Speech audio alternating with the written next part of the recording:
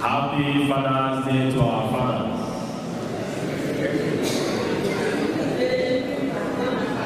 Ndenda Baba.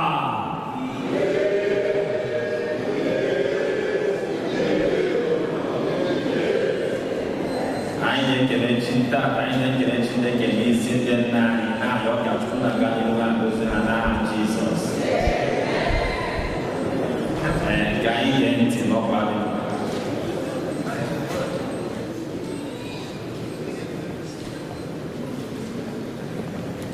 Taa bụ ụka nke atọ n'otu dị ngozi n'afọ nke atọ n'arọ ụka. Igbo Catholic Community ji obi aṅụrị ekele ezinụlọ anyị niile, ndị ọbịa niile nọ n'ime ụka tata na ndị niile nọ n'akụkụ ụwa niile anyị na ha ga-achụ Mass tata. Ndị a bụ ndị Roman, ndị otu ICM na-ekele Chineke n'isi ha ma na-arịọkwa ka Chineke ga na-emezu ha n'amamihe, inwe ike na inwe obi n'ite. Ndị otu Daughters of Holy Spirit na-ekele Chineke maka ngọzi ya na nchekwaba ya n'isi ha na isi ndị ezinụlọ ha. Ndị otu ICMO na-arịọ ntute n'ọrịa nke ndị otu ha dị ka arụ na-adịghị nakwa ndị otu anyị niile arụ na-adịghị. Daughters of Holy Spirit na-arịọ maka ngozi na nchekwaba Chineke n'isi ndị otu anyị niile nakwa onye nchekwaba anyị bụ Fada Jude, Rose mmụọ, na-ekele Chineke ka ọ na-eme emume ncheta ọmụmụ ya ma na-arịọkwa amamihe nakwa ntụrụgo nke Chinedu mmụọ.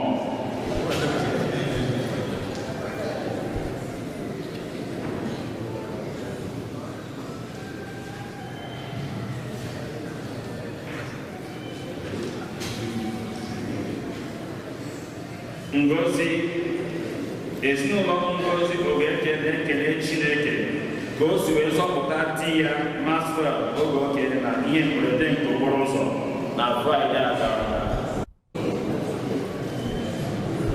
Ezinụlọ Udoji na-arịọ maka ezumike mkpụrụ obi Joe Udoji. Ezinụlọ Tedros ọnwụ na-arịọ maka ezumike mkpụrụ obi Children Chidi ọnwụ, Chinwe Nwachukwu, Susan Azubike.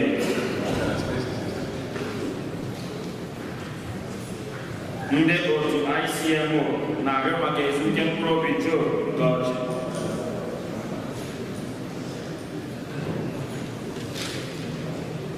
Chigoziri Iwuchukwu na-arịọ maka ezumike mkpụrụ obi Barbara ihe na-etu.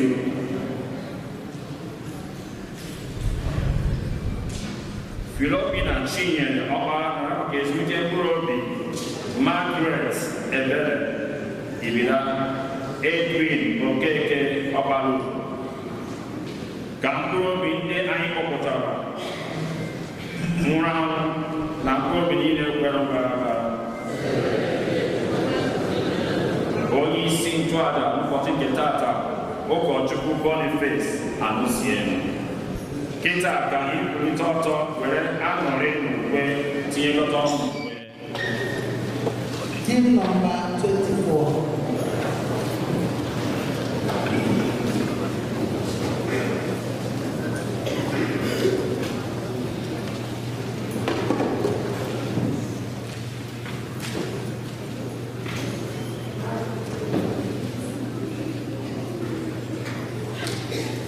Oh,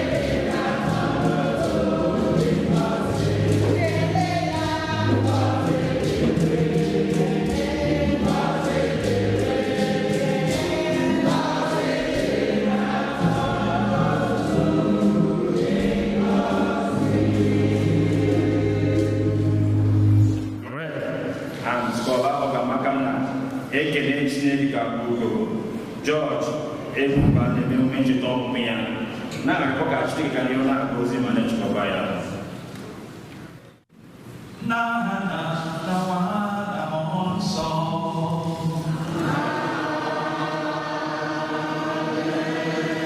Ka ngọzi nke Onyenwe anyị Jesu Kristi na ịhụnanya nke Chukwu na ịdịkọ n'otu nke Mmụọ Nsọ na-enye dịrị unu niile.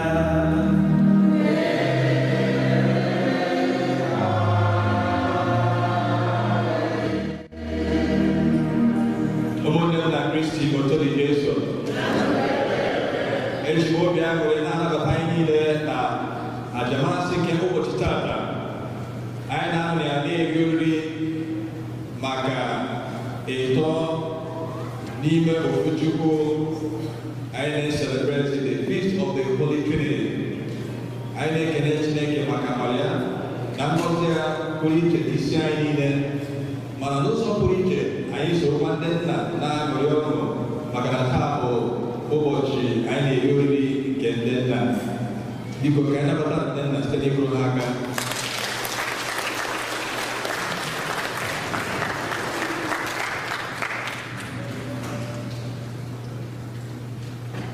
Ụmụnne m na Kristi, iji kwado onwe anyị nke ọma maka nnukwu ndị nke Eucharistia, ka anyị cheta na anyị bụ ndị njọ ma yọọ Chineke gbaghara maka njọ anyị.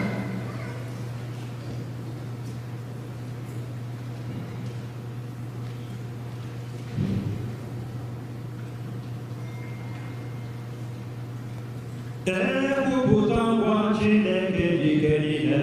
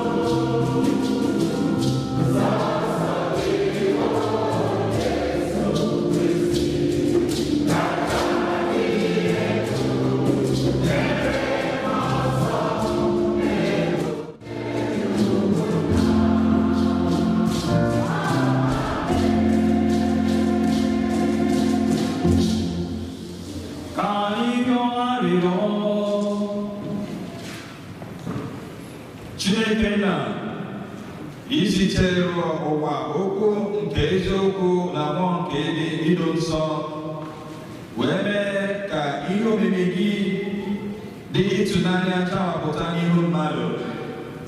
Biko mee ka anyị bụ ndị na-ekwupụta ezi okwukwe ma ata ebube nke atọ n'otu dị ngọzi n'ebi, ka anyị were sekpụrụ ịdịkọ n'otu nke eze gị site na igwe na anyị Yesu Kristi nwa gị, onye gị na mmụọ nsọ dị ndụ na-achị ebere.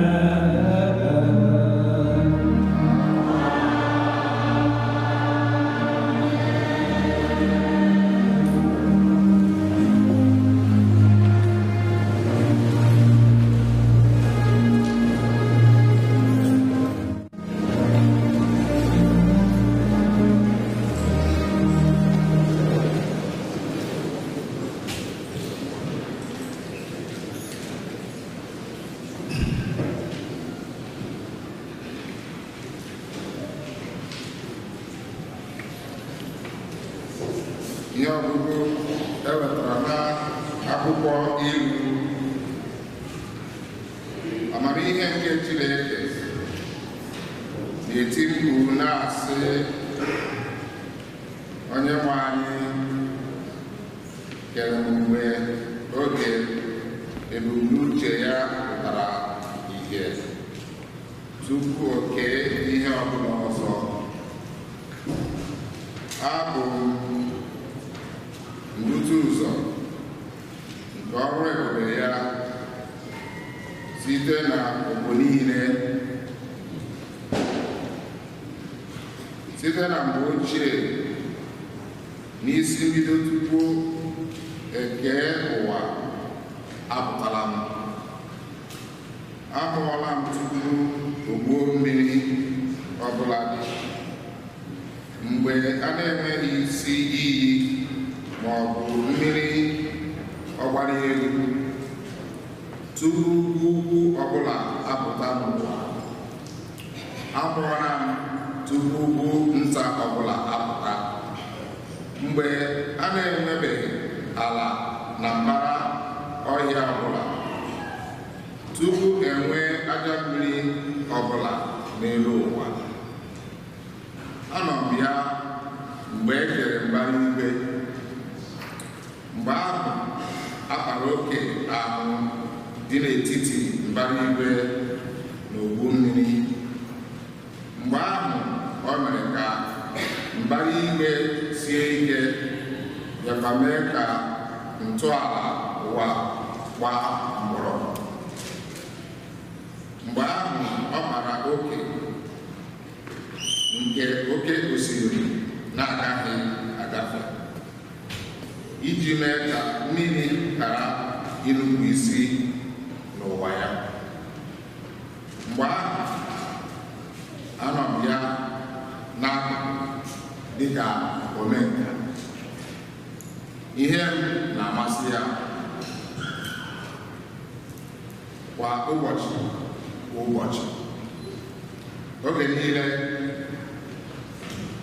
ana m egwuri egwu n'ihi ya, na-egwurikwa egwu n'elu ụwa n'ihi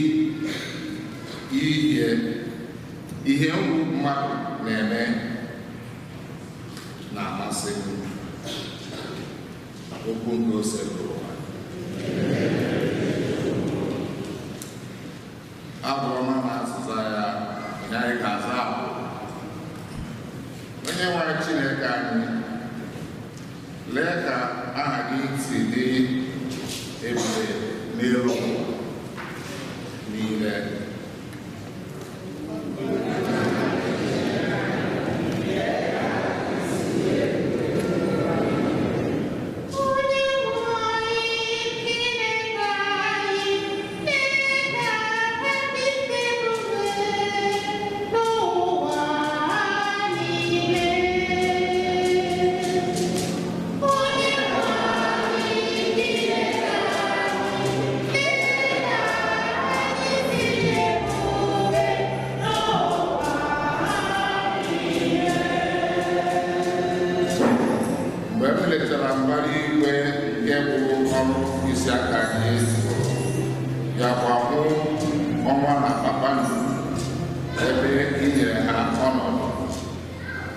Gịnị bụ mmadụ nke na ị na-echeta ya? Gịnị bụ nwa mmadụ nke na ị na-akpachapụrụ ya anya?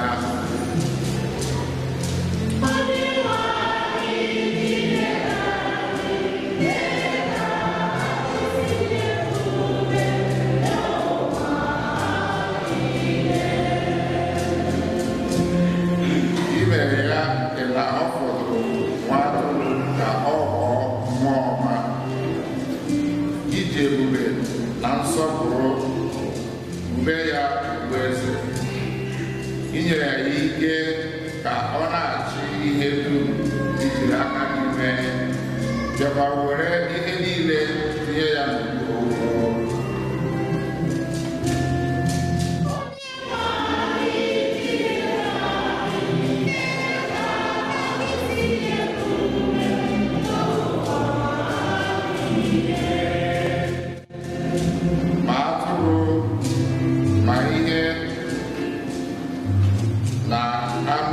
Ọhịa niile, ma nnụnụ na-efe n'elu, ma azụ nọ n'oké osimiri, na ihe dum na-egwu mmiri n'okporo ụzọ nke oké osimiri.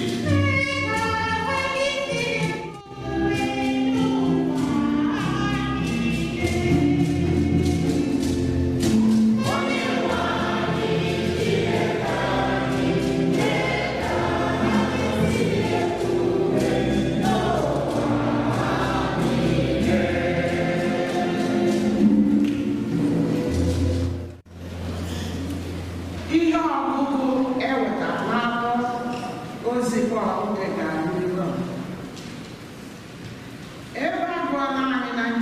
nyere site n'okwukwe. Anyị na Chineke dị n'udo site n'onye nwe anyị Jesu Kristi. Jesu anabataghị anyị n'ime amara Chineke site n'okwukwe. Anyị na-ebugharịkwa n'ime amara ahụ ugbu a. Anyị na-aṅụrị ọṅụ n'ihi na anyị nwere olileanya na anyị ga-eketa otuto Chineke. Ma ọ bụghị naanị nke a, anyị na-aṅụrị ọṅụ n'ime mkpagbu anyị niile n'ihi na anyị ma na mkpagbu na-arụpụta ndidi. Ndidi na-arụpụtakwa agwa ọma site na nnwale.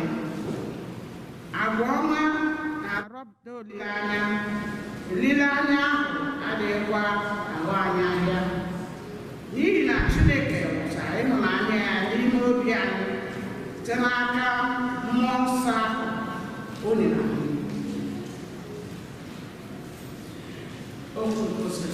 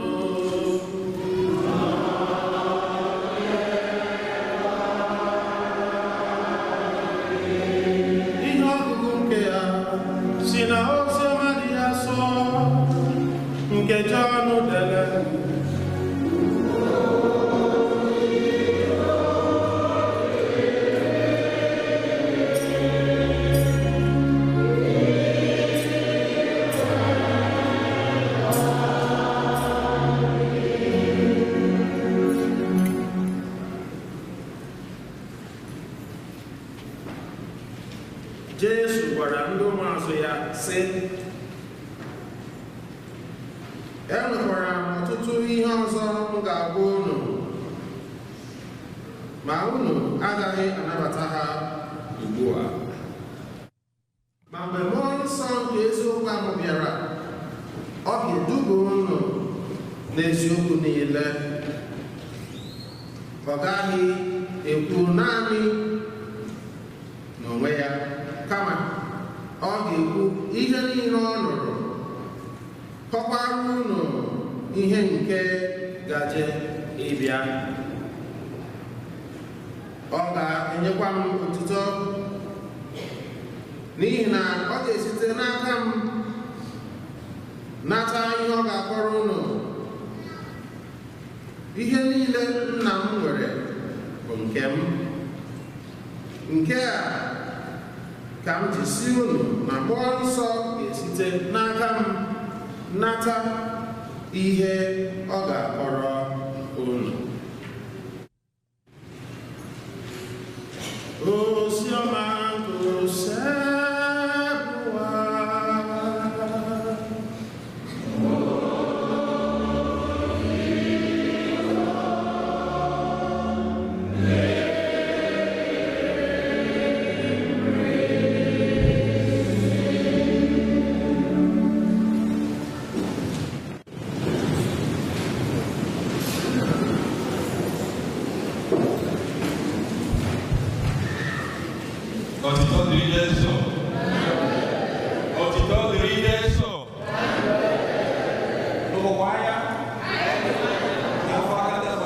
Let me see your hand. If I can see your hand. Can we go in Father Jude, treat the last of the Holy Spirit. Father Boniface and the when they did one, they put up that altar, Father Bonanza, Father Bonyami, Major.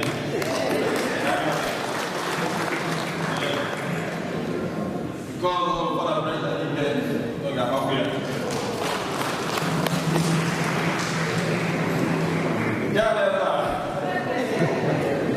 What did I wear? Yeah, Father, which one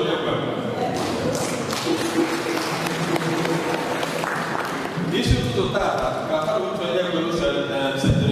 text message. Where digital behavior. Here, 30 years ago, I'm on a seminary. No,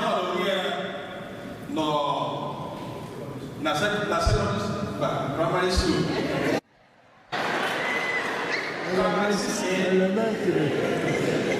So, out of that seminary, seminary, I got a video back. So, the back is there on the time. I'm here, this is where master man, I get money. Then, maybe I'm not for them one, I give them one. So, when I have a person, say you must come to my house. The Lord and Ben will say, Papa and Mamma, now where in your work is in there. That can be answered. Fast forward, when they teach the key, Okotago Secondary School, or when they teach the key, where one happens in Africa, they meet you, Father.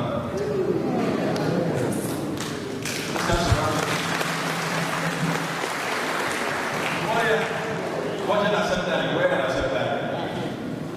I don't know about that. How's it about that?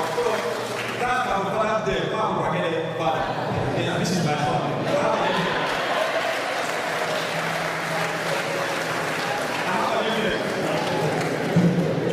So I had to go all the way to God. But I said, now look at it. Let me see your hand. Can you stand up on your feet? Can you stand on your feet?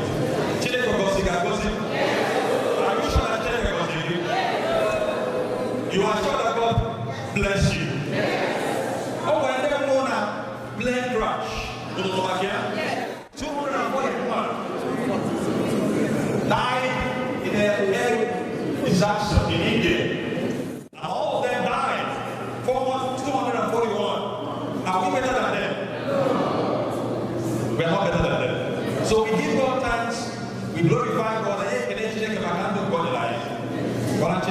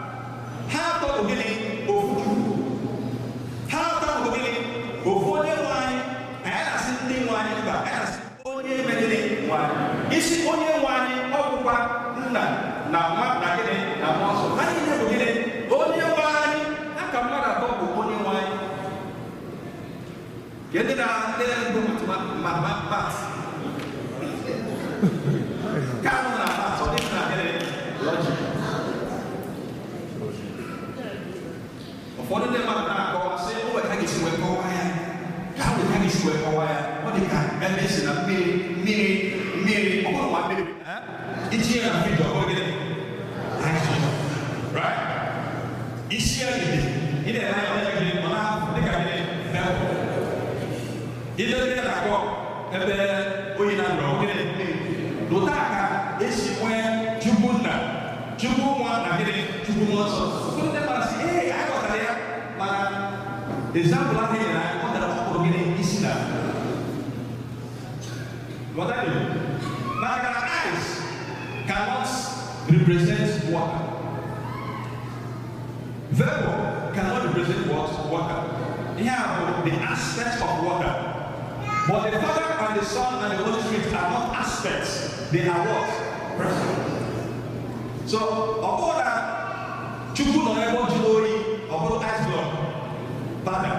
All need it. About the Holy Spirit. All sir, about the ordinary water. Look, no. Here about the heresy of modernism. Na Chineke na-apụta pụta ọchị ịbụ ịbịa bụrụ nna ọ bụrụ nna ọchị ịbịa bụrụ nwa ọ bụrụ nwa mba ha niile bụ gịnị ofu Chukwu mana ha bụ gịnị personal atọ onye ọbụla nwere ọnya gịnị bụ a na-ahụ mana ha niile bụkwa gịnị otu agaghị bụ ọzọ gaghị confuse mmadụ nwere confuse maka na ọ karịrị uche mmadụ. So ihe a ga-achọ ime bụ ka ihe a ga-aghọta n'ihe gbasara atọ n'otu dị gịnị gbasara. Ihe a ga-aghọta ebe ahụ bụ nke mbụ na ihe nwere gịnị mmekọrịta relationship. Without relationship there is no Trinity. The Father, the Son, and the Holy Spirit are related to each other, and this relationship is eternal. It has no beginning and it will not have any end. There is relationship. Relationship is a currency. Upon my energy has been right. It gives you relationship. Stand later than over. But anyway, without relationship, what is that?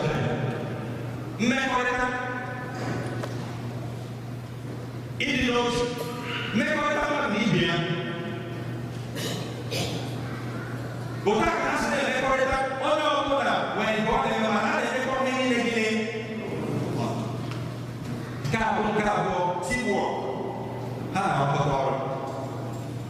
Now the book of Genesis chapter 1 verse 2, God said,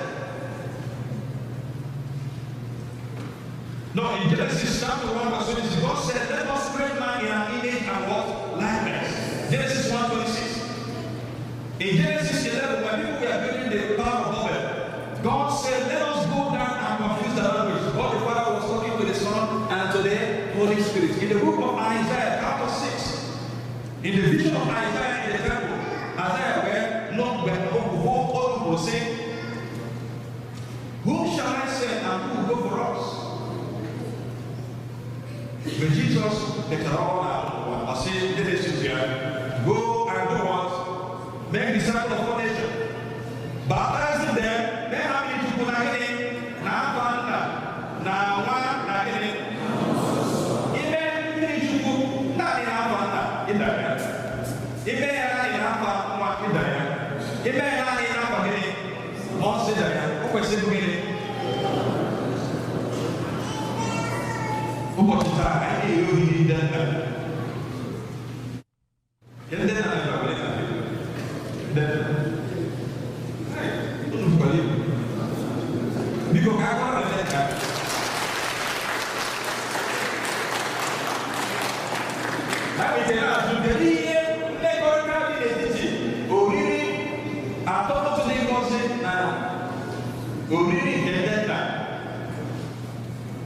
What's the relationship between the Holy Trinity and Father's Day? It is hard.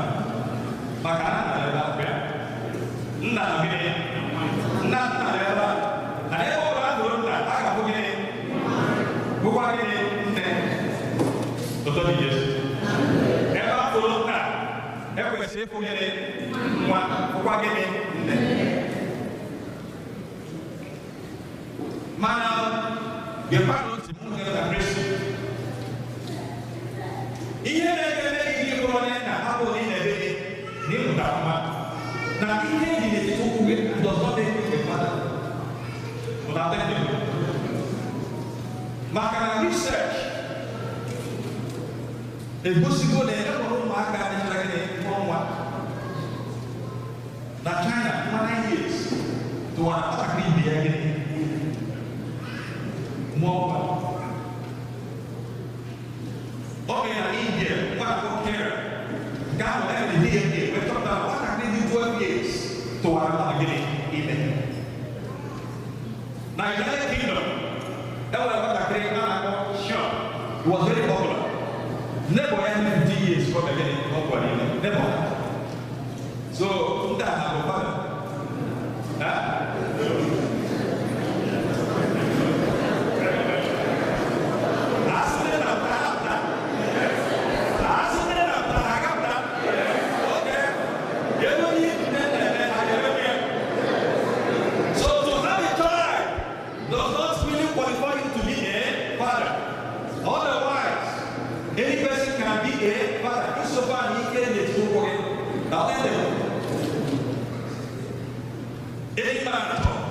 But then, oh, I need a job again. Every job again. Here you are, Mandela, but here I go, Nayame. I see all this show, no, not really on it. I don't know what on it. They go here with no with that.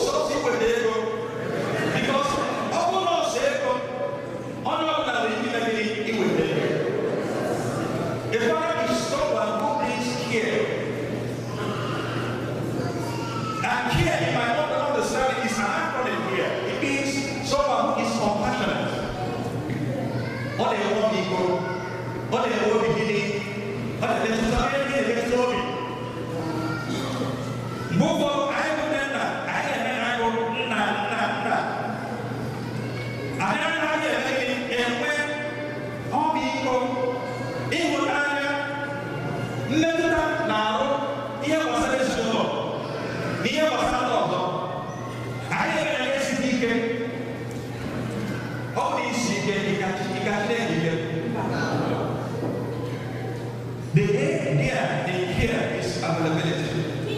And I tell people an absent father is a disaster to the family. Move on then Bobna, Oku Atomides. In my ear, in the woman. Move on, I'm a guy, and it's never, all my financial secretary, China, in that point, it never was outside the space. When was the last time you had a meeting with your family? Do you know your children? Do you know their struggles? Do you know their challenges? It is not enough to bring money, my dear friends. Money is not the answer to everything. And that is why your children handle that. Because she's the one who's available. Some of your children are going through serious problems. They can't talk to you because you're not a friend. A father should be what? A friend. Oh, I don't want to get back outside. I'm also seeing with David. You have to be available for your family. Go for them that never happen. It doesn't have family. It doesn't have family dogs. What about your family? Great advisor. Great advisor. One who knows everyone. If you consult you, give their power.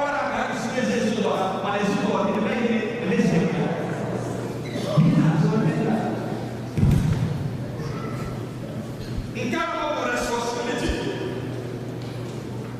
the idea that irresponsible father is also a disaster to the family. Your ability to respond Respond to problems, respond to things.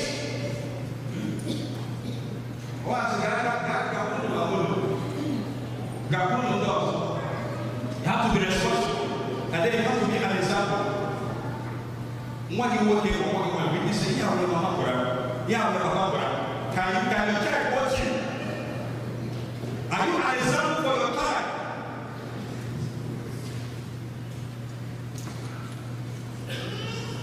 So also very soon these people know other also become fathers.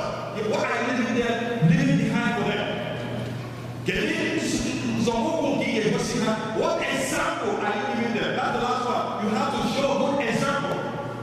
Every father should be an exemplary figure. You should be copied. You should be replicated.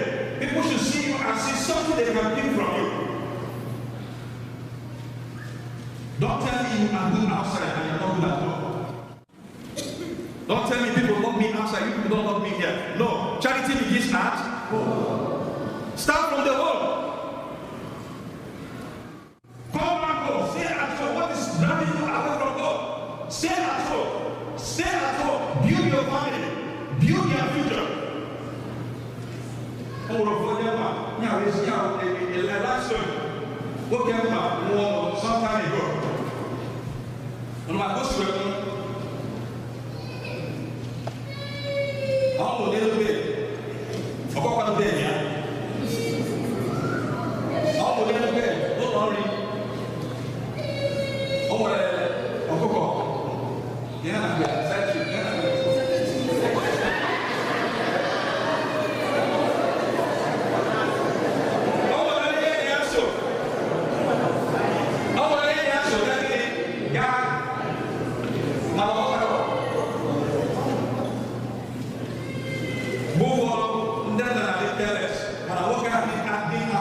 To put his family together. Not only he died in that situation, but also many things were lost. How would I solve them now? Your wife does not know what you're doing. I am not saying you will die, write your will. It is not out of fear, it's responsibility. Begin to put your things together. Not that you die tomorrow. You are just being wise. Now what happened?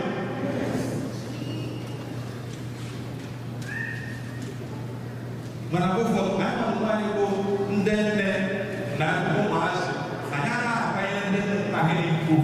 some of them hear them every now because they don't get respect from God. So go where I have Colossians. In Colossians chapter 3 from verse 18 to 20. Or say, wives, be subject to your husband. That your husband is not as rich as you are, does not make him a useless man. No, he is still the head of the family. Whether he has something or not, he is still the head of the family. You have to give him that respect. It was not given to him because he grabbed it, but because it was given to him by God. No matter how he is, still respect and love and admire your husband. Oh my husband. The young people that are with that people. Oh my husband, they're used. They're used. You may know computer. You may know internet. You may know how to operate your iPhone. You may know everything, but you don't know all. You may know them, but that does not mean you know life. Or people tell that what they see sitting down, you cannot see. You cannot see even before you're standing on top of a tree. Experience have been able to show them. They have learned. So when they speak, listen to them. You cannot grow bigger than your father. No matter how tall you are, he still was your father. Listen to them when they speak. Even if you think they are not responsible, listen to them. There is something you can get from your father which you cannot get from anywhere. And when your father is trying to discipline you, Papa cannot talk to get him Ezibote or so. Papa cannot talk to you news on that man, gay ahead until both of them who never need to against your father. You don't know what a father is until you lose one. Go and ask those people who have no fathers. Go and ask those people who have no husband. No matter how useless they are,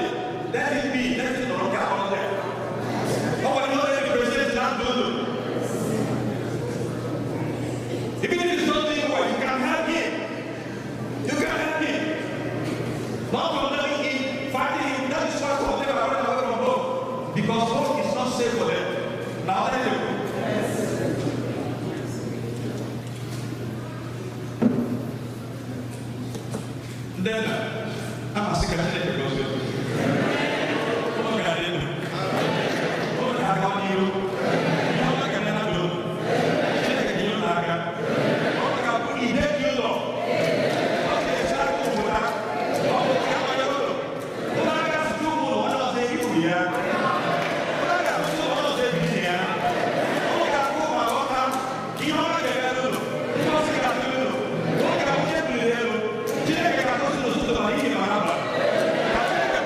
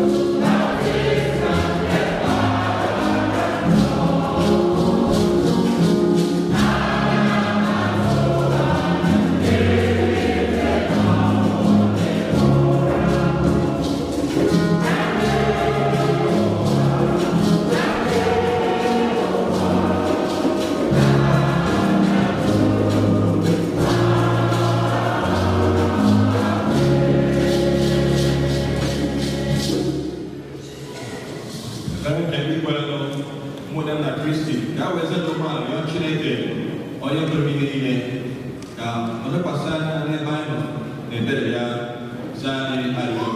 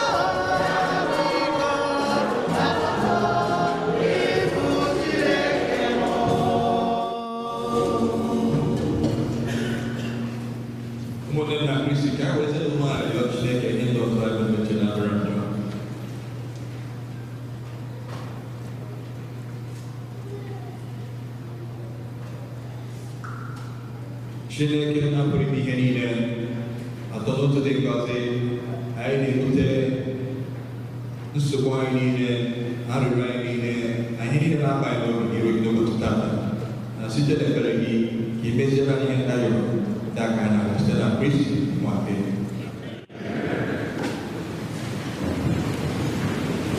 Pin number 8080.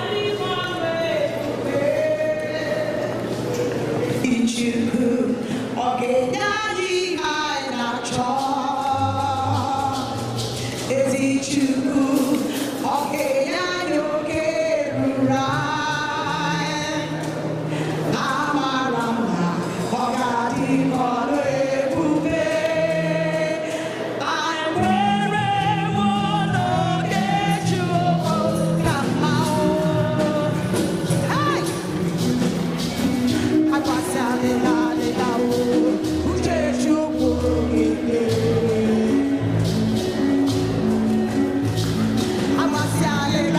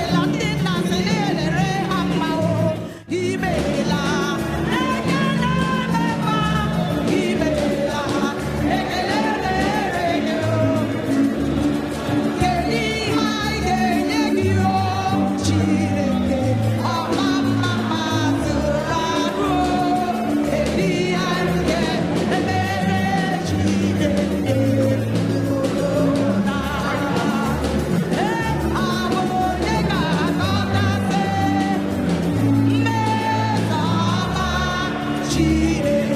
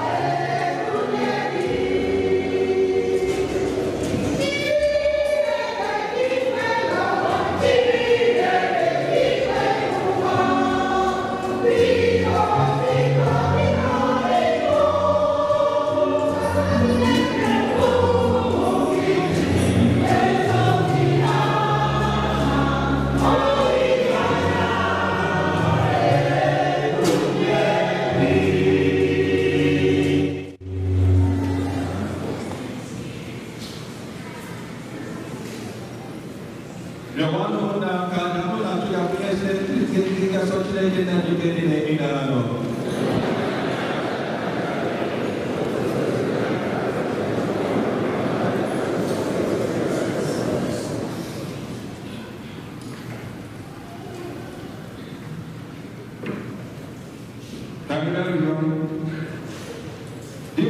Chineke anyị biko gozie onyinye ndị a anyị ebumodigbo gị na-ebutere gị were ya mee ka anyị site na ịkpọkwa aha gị ọrụ anyị aja dị ebighị ebi site na igwe anyị Yesu Kristi nwa gị onye gị na nsọ dị ndụ na-achị ebere.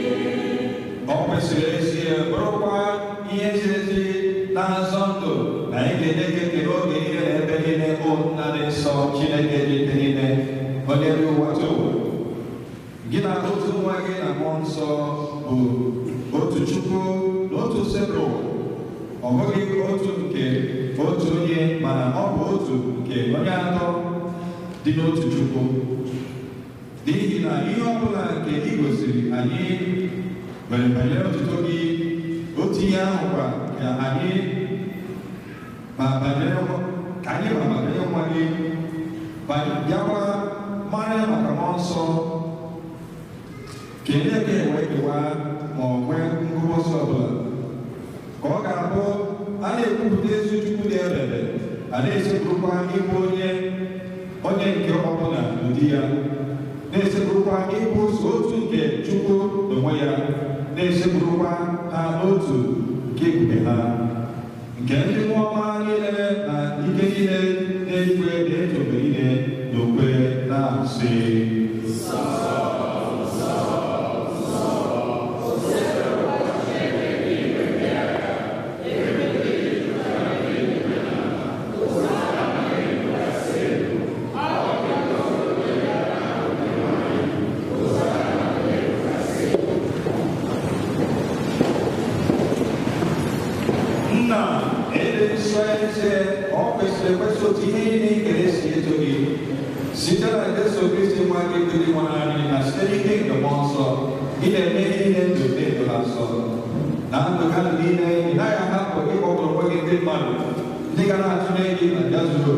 bido n'ọnwa ya bụ n'ọdịda ya anyị ebunye ego ihe ndị ahụ ụwa orumara na-arịọ gị ido ha nsọ na mmụọ gị ka ha wee họrọ anyị ahụ na ọbara nke nwa gị Jesu Kristi onye nwe anyị onye nyere anyị iwu ka anyị na-eme emume inye ekele nke a na anyasị ụbọchị eji n'ọnwụ o were achịcha nye gị ekele n'etuto nyawa ya enyi ụmụazị ya si na arịa ya olu ihe nke abụọ ahụ ka a ga-edunye maka udo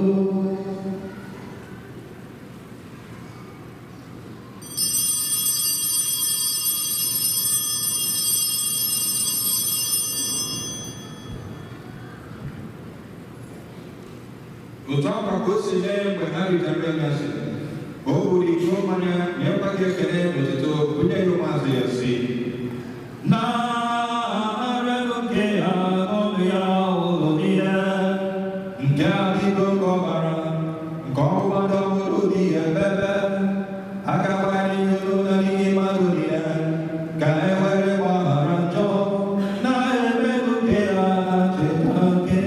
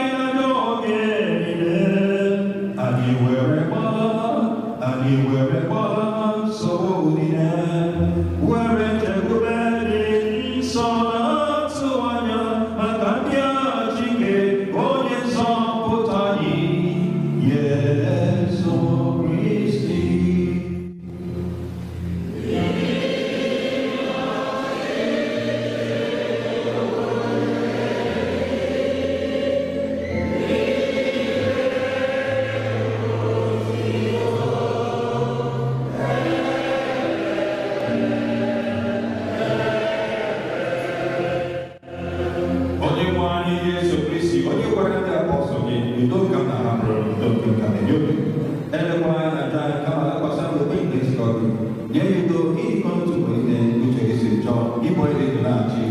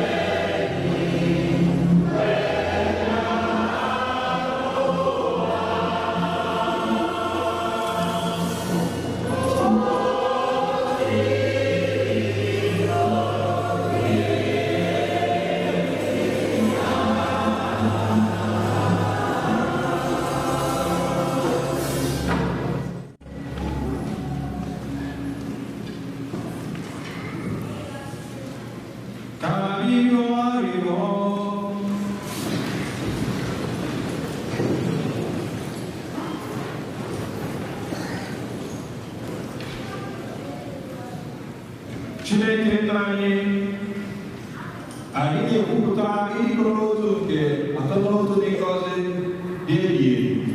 Biko mee ka ihe ihe omimi a wetara anyị mkpụrụ ọma nke nzọpụta na nke ahụ na nke mkpụrụ obi site na Kristi Onyenwe anyị.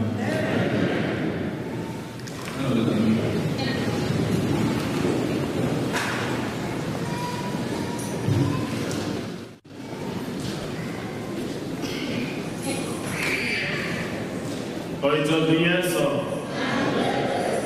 Ndenna Baba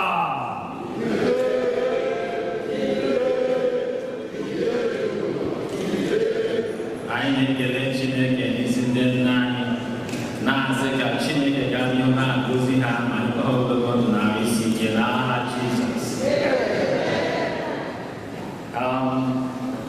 Ka anyị gaa ntị n'ọkwa dị mkpa. Igusa nke 2025 ịga na Houston, Texas, anyị ka anyị mara ọ bụrụ na ebube ụgbọelu maọbụ họtel ka eme ya kịta iji obenata ego. Next Sunday ga-abụ Corpus Christi, so a ga-enwe procession agbasa mass ya na benediction.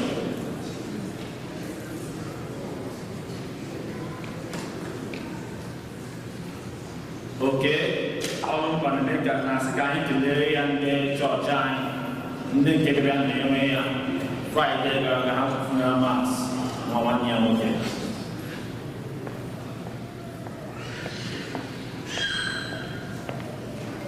Igbo camp ga-amalite dịka Dominican Hill University ga-amalite taa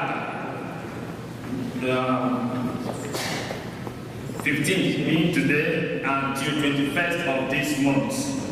So I'm asking you about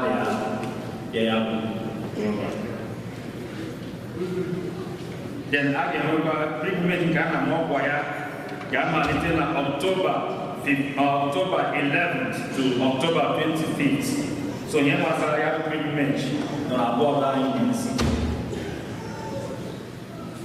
Get time and a task for preaching. I akpọlite onye isi ndị nne na onye isi ndị nna ka anyị mara ma ọ bụ ihe ha nwere anyị ụbọchị taa.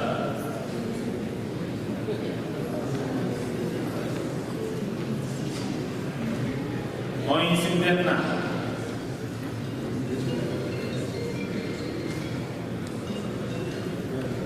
onye isi ndị nne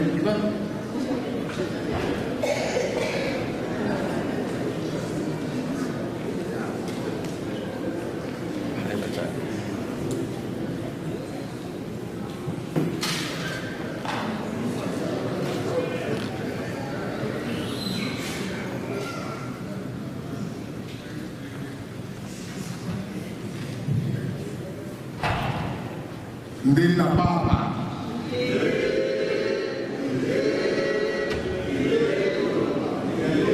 ndị nna papa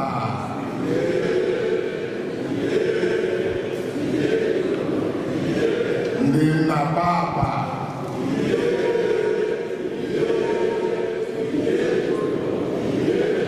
Happy Father's Day. Today we watch the I'm going to not shine in our uniform.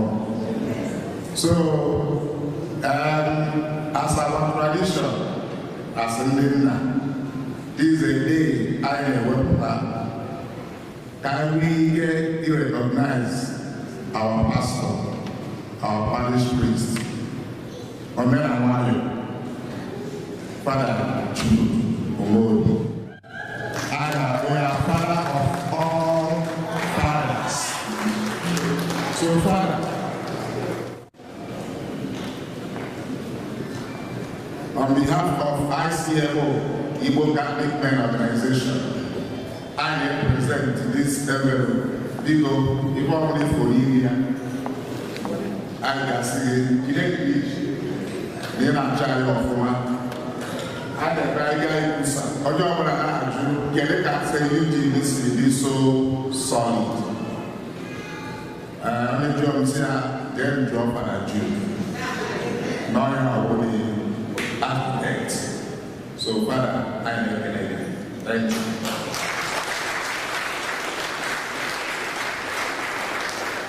I will let the Father needed our today. I am to be born. We are there, our side, has been okay? Not traditional, I can from the Father. They want the Father to get police. I'm just begging you. They got to bring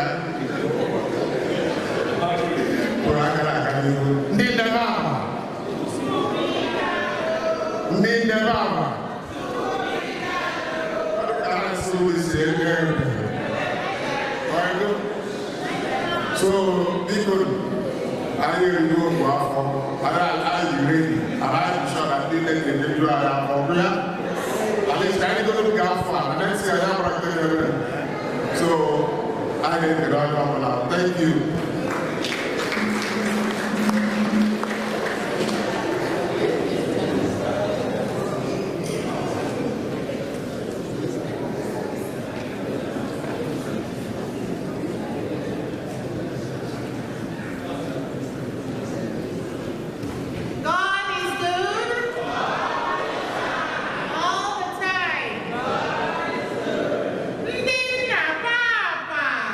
Thank you.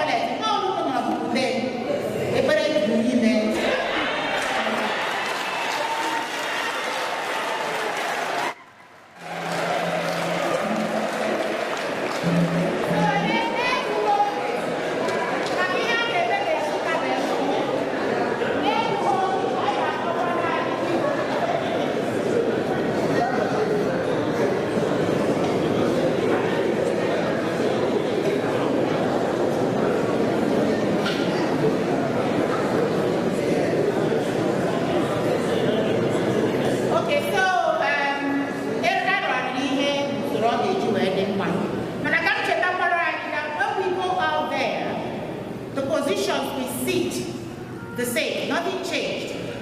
Okay? Ndị nne ga-anọ n'isi gate na na-eji akwa.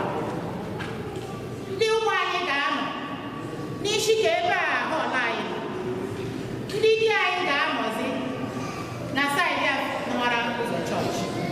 Ndị echiri echichi ga-anọ n'ebe classrooms nọ. Otu anyị ga-esi nọ taa, otu o dịrị Jesu.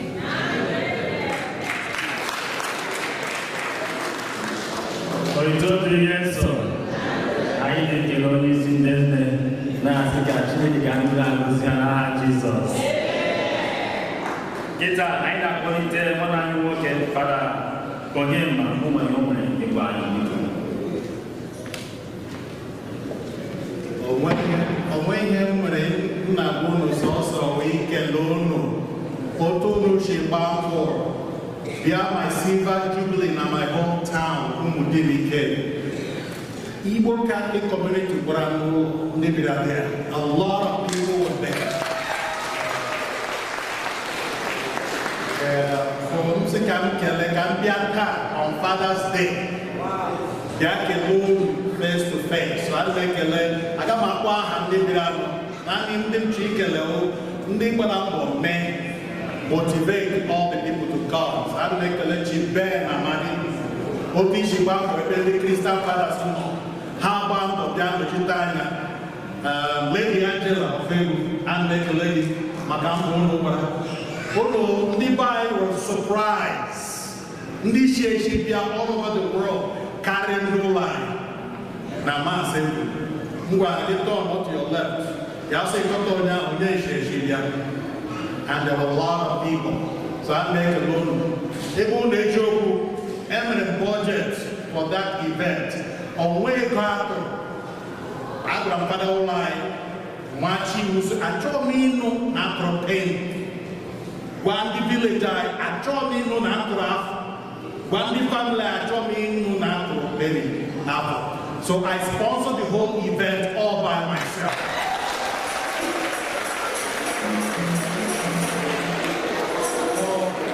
Well, last time I had that moment, I thought I was going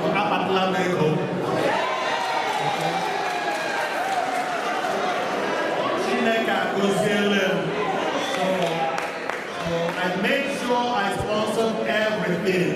On one end of the line, anyone that said contribute to 1 penny or even 1 gold. So make sure I had a wonderful celebration.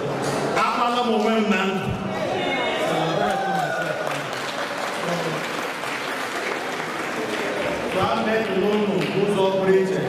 Otono Shibia, Bia no lie, Baninu, those operating.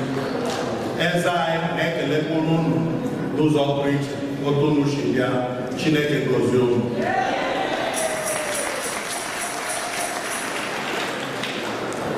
Oitodri Yeso, I know when I'm about that. If today is your first time of worshiping with us here, then you be on your feet.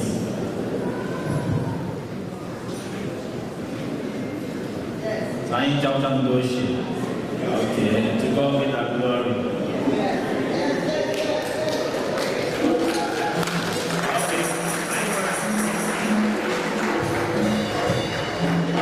You on your feet, are you shy? Okay, I need to okay? Jesus. Amen. Kita aine kele zinde try man start. Onye ngembo go father. Onye man kai to boya ka. Onye ngabo onye mama father uche kai to boya ka. Now, Father Brennan, he can kind of boyaga. And I think it is going on only seeing to a Father Anusia, like a boyaga. Because I got to see on you, then I here we can get and then.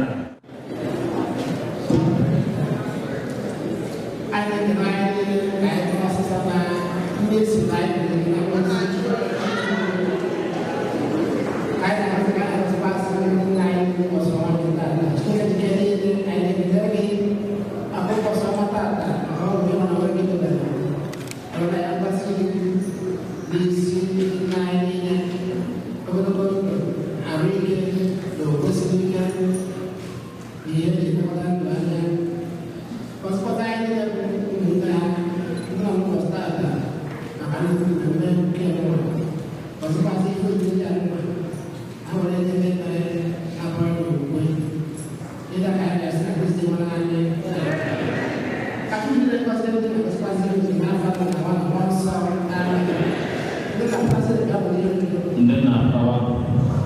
Forward march.